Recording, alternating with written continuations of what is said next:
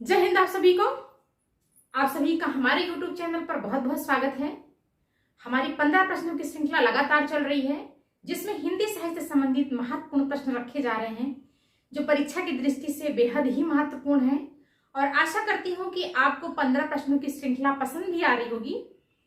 तो चलिए अपनी क्लास की तरफ चलते हैं और आज की क्लास में देखते हैं कि कौन कौन से प्रश्न शामिल हैं जो परीक्षा की दृष्टि से बेहद ही महत्वपूर्ण है और कहीं ना कहीं सारे के सारे प्रश्न परीक्षाओं में पूछे गए प्रश्न हैं। तो चलिए देखते हैं आज की क्लास में कौन कौन से प्रश्न शामिल हैं। तो पहला प्रश्न है कि किसने कहा कबीर की भाषा साधुकड़ी है? हजारी प्रसाद द्विवेदी ने कहा, कि रामचंद्र शुक्ल ने कहा, कि श्याम सुंदर दास ने कहा, कि राम कुमार वर्मा ने कहा। तो कबीर की जो भाषा है साधुकड़ी, ये भी पेपर में कई बार पूछा गया है, इंपॉर्टेंट प्रश्न है।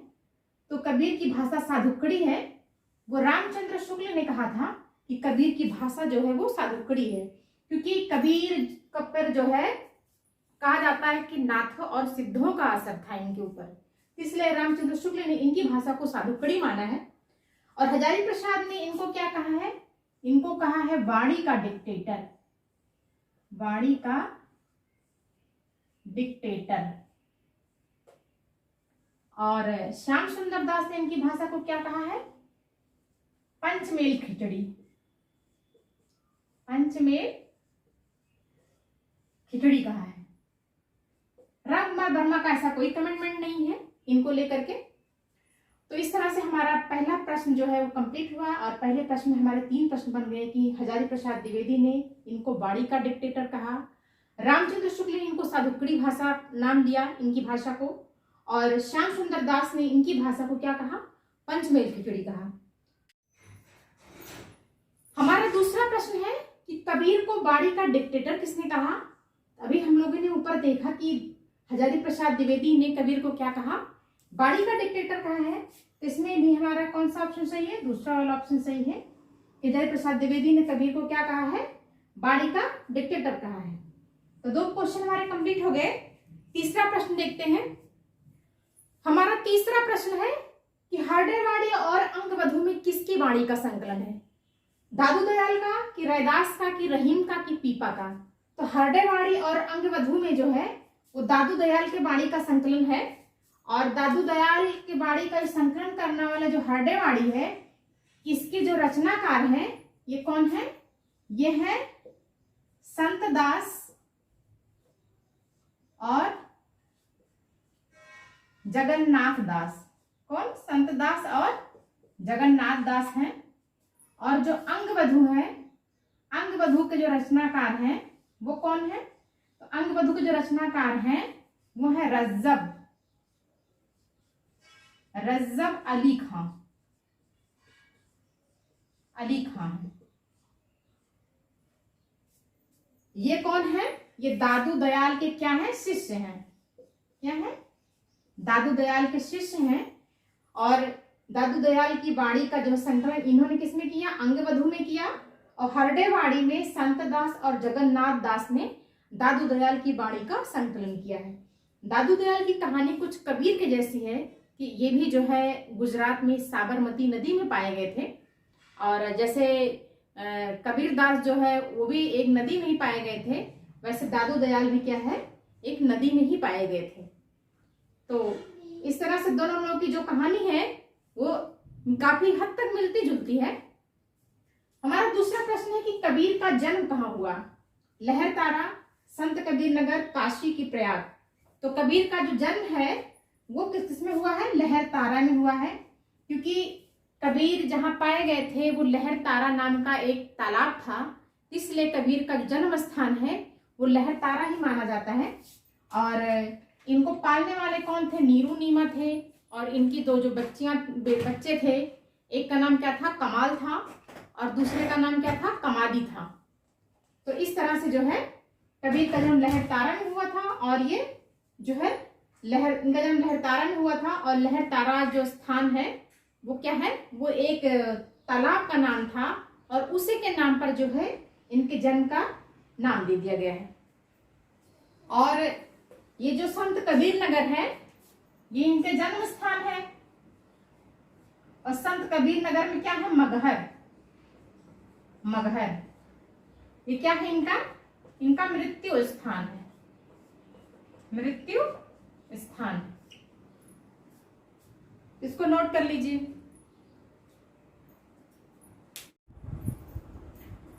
पांचवा प्रश्न है कि कबीर के गुरु कौन थे? ये पीसीटी 2011 में पूछा हुआ प्रश्न है। कबीर के गुरु कौन थे? राघवानंद कि रामानंद कि रैदास कि रहीम? तो जो कबीर के गुरु थे वो कौन थे? वो रामानंद थे। और रामानंद के गुरु कौन थे? राघवानंद। राघवानंद कौन थे? रामानंद के गुरु, रामानंद के गुरु थे। और रैदास कौन थे? रैदास जो थे वो रामानंद के शिष्य थे, रामानंद के शिष्य थे। ये दूसरा वाला ऑप्शन क्या है इसमें सही होता है। छठा क्वेश्चन है कि कबीर की माता का क्या नाम था? ये भी पीजीटी 2009 में पूछा हुआ प्रश्न था कि कबीर की माता का क्या नाम है? कमाली कि नीमा कि लोई कि मीरा? तो कबीर की जो माता थी वो क्या थी?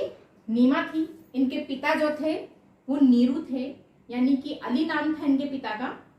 और अली और नीरू अगर दोनों नीरू और अली दोनों दे दिया जाए तो मतलब उसमें कंफ्यूज होने की बात नहीं। अगर मान लीजिए एग्जाम में अगर आपको नीरू ना दे करके अली दे दिया तो आप अली लगाएंगे, अगर अली ना दे करके नीरू दे दिया तो नीरू लगाएंगे।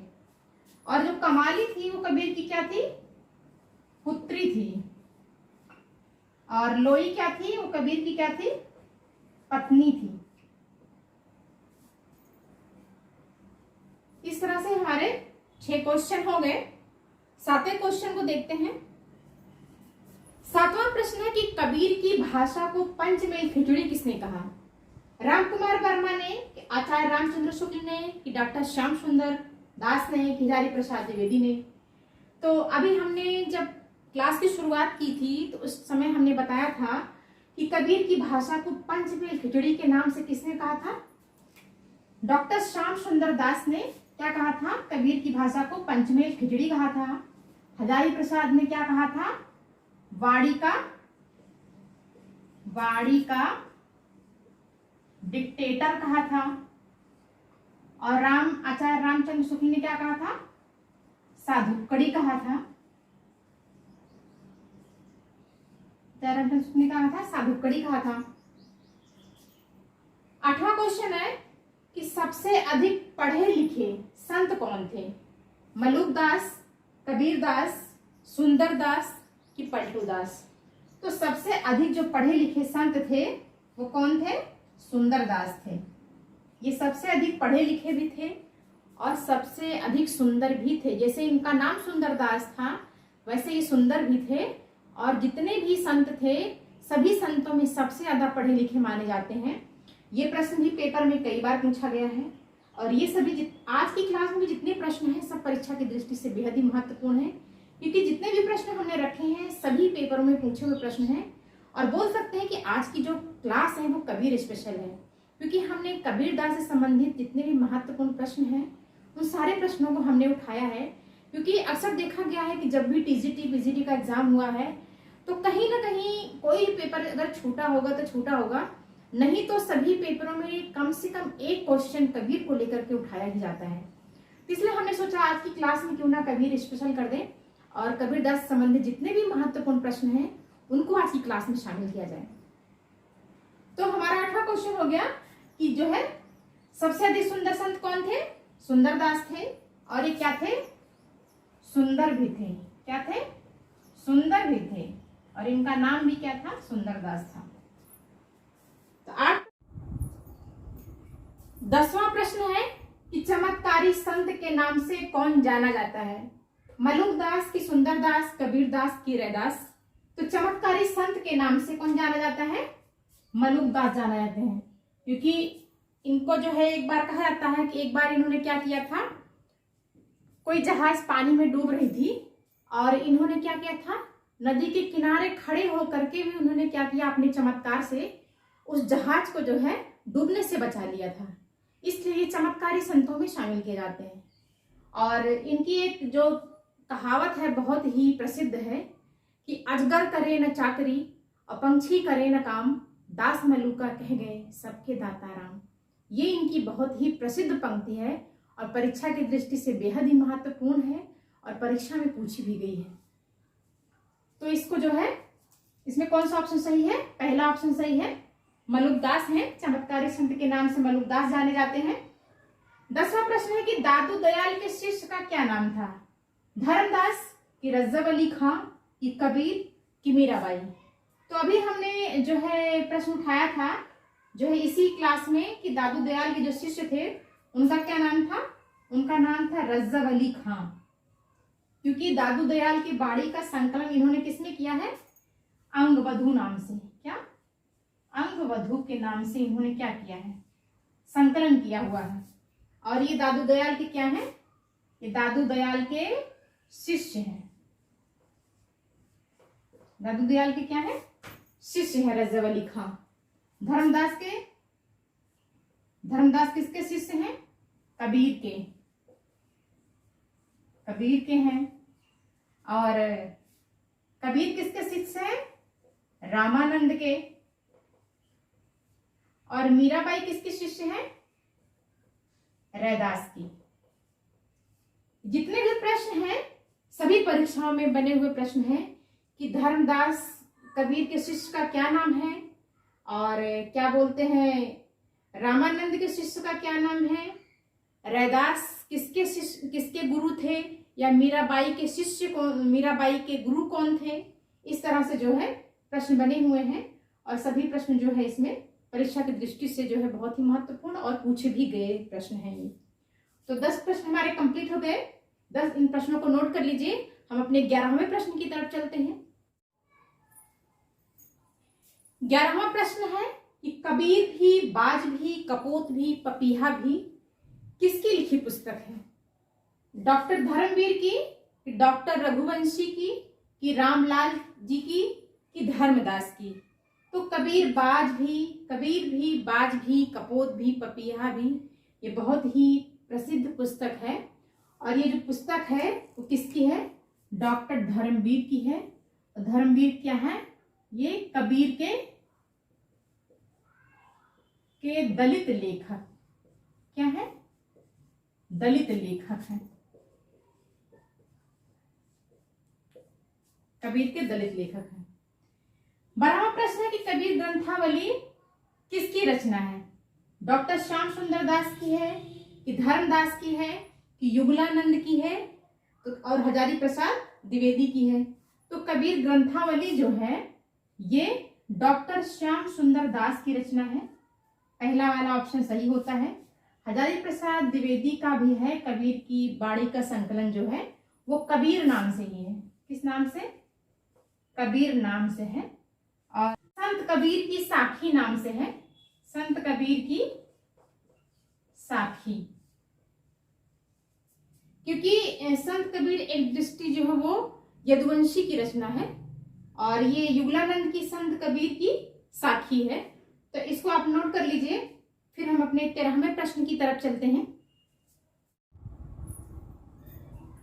13वां प्रश्न हमारा है कि कबीर परिचय किसकी रचना है?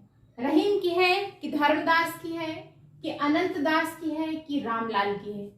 तो कबीर परिचय किसकी रचना है? कबीर परिचय जो है वो अनंत दास की रचना है। और इसमें जो है क्या है?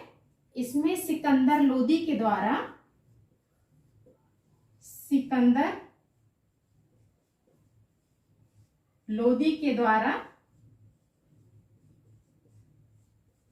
कबीर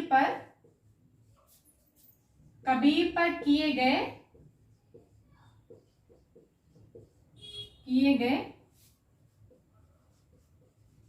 अत्याचार का वर्णन है। क्योंकि जो शेख तकी थे वो कौन थे? वो सिकंदर लोदी के पीर थे, यानी कि गुरु थे। और शेख तकी के कहने पे जो है सिकंदर लोदी ने क्या किया था? कबीर को जो है जंजीर में बांध करके गंगा में डुबा दिया था। तो अनंत दास ने जो है उन्हीं सब चीजों का वर्णन अपनी पुस्तक कबीर परिचय में किया है। 14वां क्वेश्चन है कि रैदास किसके गुरु थे? मीराबाई के, कि नामदेव के, कि दादू दयाल के, कि कबीर के?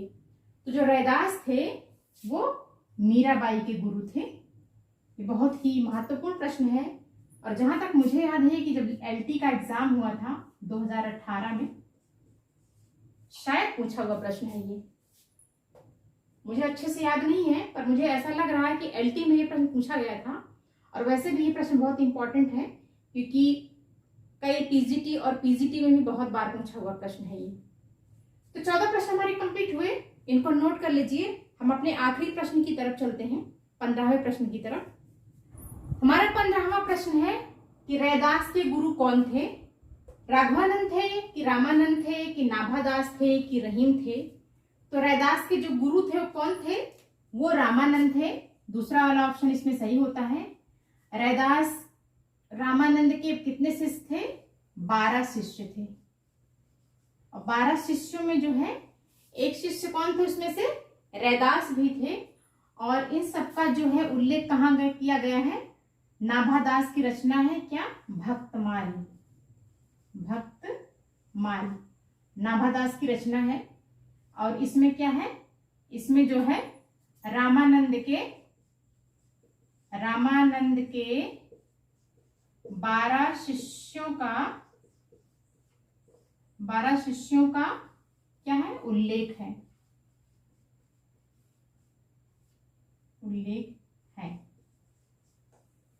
तो इस तरह से हमारे कितने 15 क्वेश्चन जो है कंप्लीट होते हैं। मॉडल पेपर 8 में एक प्रश्न था कि अगर इस्लाम जो है भारत नहीं आया होता तो हिंदी साहित्य का आना वैसे ही होता जैसा आज है। तो उसमें गलती से रामचंद्र शुक्ल पर टिक हो गया है, उसको आप सुधार लीजिएगा। वो रामचंद्र शुक्ल नहीं, हजारी प्रसाद द्विवेदी का कथन है, तो उसको आप जो है सुधार लीजिएगा। और अगर आपको हमारी वीडियो पसंद आई हो तो वीडियो को लाइक कीजिएगा और चैनल को सब्सक्राइब कीजिएगा। धन्यवाद।